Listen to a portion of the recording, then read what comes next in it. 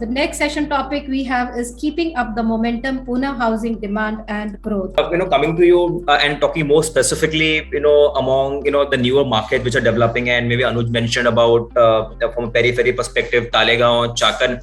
Now, from your perspective, and if at all we look at horizon for next maybe 3 to 5 years time, which are the emerging markets from a housing perspective you see, and both from a affordable perspective and also from a mid-market to luxury perspective? Okay, as you know, the market start from IT. The IT, wherever the IT comes, the market grow in that area. So typically in Pune, it's very clear. East and West was the IT. So Hinjodi and Kharadi was the IT development was coming up. All the new developers, what Mr. Anuj recently talked about it. So 80% IT development is coming into this both market.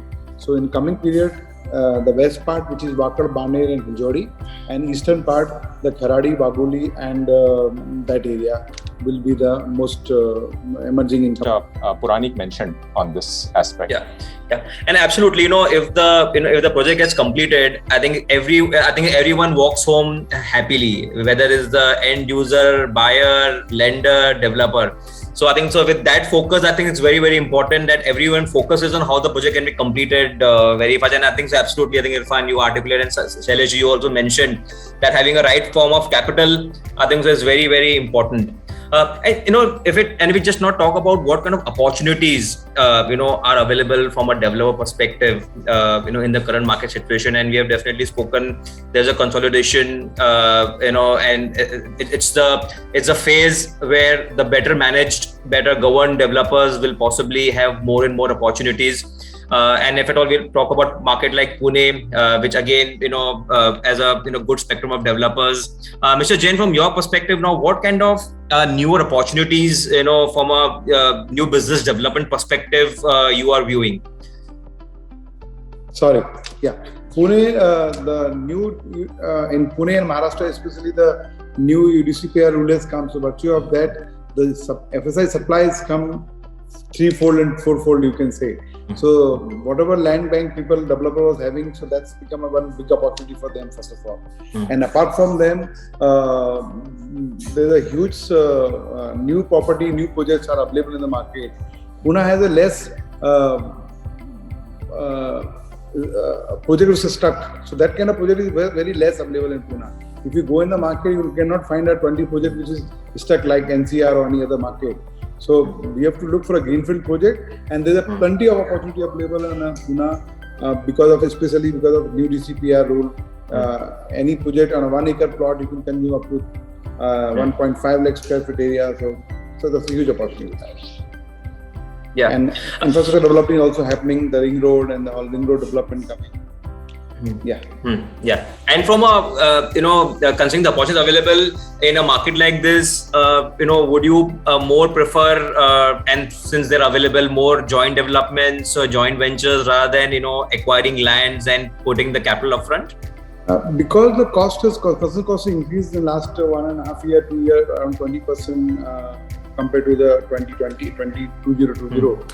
So joint venture has become a non-feasible, not very attractive proposal nowadays, because still the landowner thinks the construction cost still is 2,000 rupees, which is not the fact. And so present condition neither stamp duty also does not friendly with the joint venture document. The GST is a different problem if you're doing the commercial joint venture.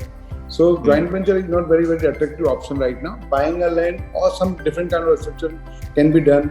That's the only possibility in nowadays in present market condition. Okay, so reverse migration and remote working might be those growth factors which will fuel tier 2 cities growth. Mr. Jain, your quick addition to what others have said. Yeah, first of all, after this pandemic, real estate overall has increased the demand, the size. Yeah, either it's a tier 1, tier 2 or tier 3 city. Everywhere the size of the requirement of the housing is increased. So virtue of that, there will be a growth in tier 2 and tier 3 city also. Okay. And because more value for money they can value for money, yes. and they want larger house, they want a well-developed house.